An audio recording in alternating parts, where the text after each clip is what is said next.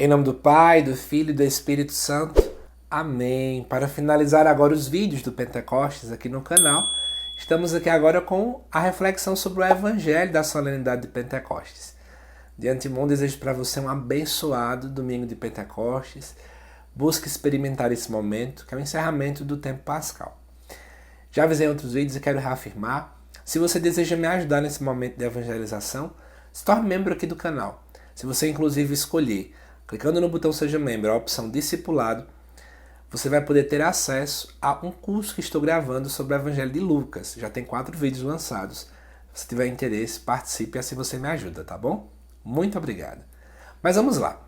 Amados irmãos e irmãs, o Evangelho tirado lá de João 20, versículo 19 a 23, inclusive já foi meditado por nós aqui no canal, dentro de um outro texto que era muito maior, mas agora eu vou fazer uma reflexão muito pautada para a dinâmica do Pentecostes. Então vamos lá ver juntos.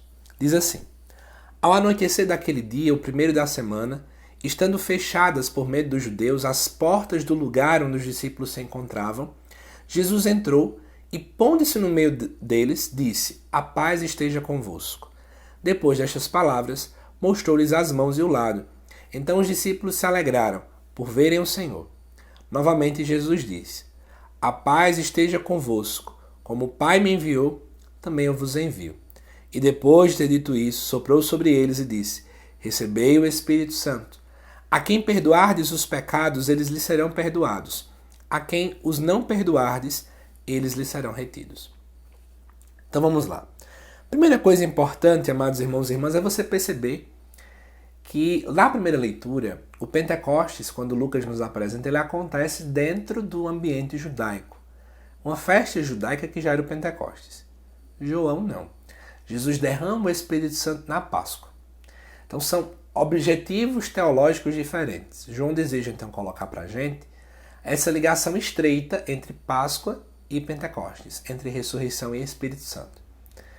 E eu já também apresento para você uma realidade que o grande objetivo de João nesse texto não é trazer para a gente informações minuciosas sobre Jesus ressuscitado. Mas o foco dele aqui é nos mostrar esse contato após a ressurreição com seus discípulos. No versículo 19 se fala que eles estavam no anoitecer daquele dia. Esse anoitecer é teológico. Começa-se a haver a escuridão. Começa-se a haver uma crise nos discípulos. A tristeza, o medo, o desânimo, porque eles não estão junto com o Mestre. Eles não estão juntos com o Cristo ressuscitado.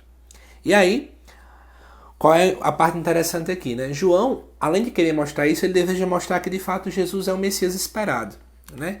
E agora, obviamente, ele vai mostrar como é que Jesus deseja guiar esta comunidade, como é que a comunidade deve seguir os passos do Mestre. E aí, é interessante você entender que ali estavam todos os discípulos, né? Estavam todos, com exceção de Tomé e de Judas. Eles estavam trancados por medo, mas aí Jesus chega, entra e põe-se no meio deles. O fato de Jesus estar no meio é interessante porque esse é o modelo de verdadeira comunidade. O Cristo se encontra no meio. Nós precisamos colocar o Cristo no meio, não a nossa vontade, não os adereços, não alguns detalhes extras que às vezes a gente quer colocar. Mas o Cristo é que tem que estar no meio da comunidade reunida. O Cristo tem que ser o centro da nossa igreja. E aí, Jesus diz, a paz esteja convosco. Ora, em primeiro lugar, essa expressão é natural. Era uma espécie de saudação que era dada. Mas não imagine que essa saudação é apenas um bom dia, uma boa tarde. É porque eu desejava o melhor para o outro. Desejava a harmonia na vida daquela pessoa. A felicidade completa, porque a paz era isso.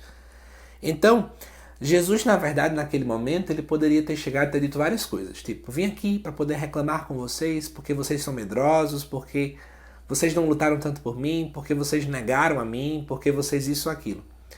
Mas Jesus, ao invés de recriminar os discípulos, Jesus oferece-os a paz. Olha que coisa linda, não é? Porque, na verdade, o Cristo ele olha muito além do que o que a gente pode enxergar. Talvez se fôssemos nós que estivéssemos nessa situação, aproveitássemos a primeira oportunidade para poder criticar os discípulos, puxar a orelha deles, né? Enfim. Depois, Jesus mostra-lhes as mãos e o lado, e aí os discípulos acabam se alegrando. Jesus mostra as mãos, em primeiro lugar, para refletir que ele não é um fantasma.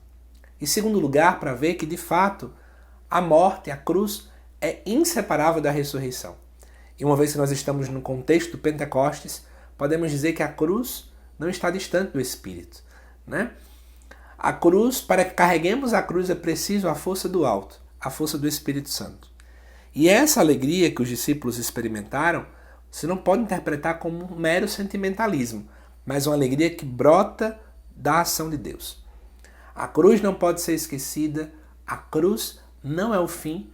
Jesus venceu essa morte, venceu toda a dor, venceu o mal e agora a alegria brota no coração deles. Mas continuando, Jesus diz mais uma vez: a paz esteja convosco. Como o Pai me enviou, também eu vos envio.